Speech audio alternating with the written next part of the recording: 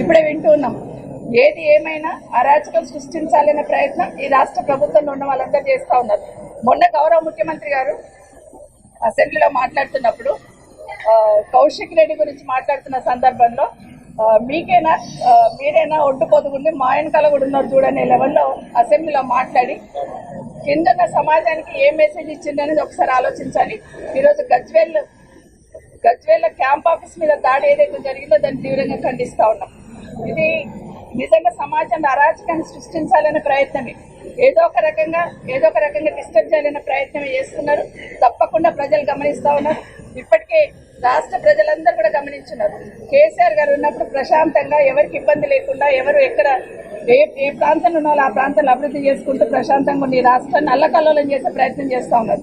ఒక సైడ్ భూములు లాక్కోవడం, ఇంకో సైడ్ క్యాంప్ ఆఫీసుల మీద దాడి చేయడం, ఇంకో సైడ్ ఏమో బీఆర్ఎస్ పార్టీ తరఫున ఉన్న సోదరులని కార్పొరేటర్ కౌన్సిలర్ని అందరినీ కూడా లాక్కోవాలనే ప్రయత్నం, ఈరోజు మూసీ దగ్గర ఉన్న ఇళ్లను కూర్చోాలనే ప్రయత్నం, ఎక్కడ చూస్తున్నా కూడా ఈ రోజు నిజంగా తెలంగాణ తల్లి కన్నీరు పెట్టుకుంటుంది.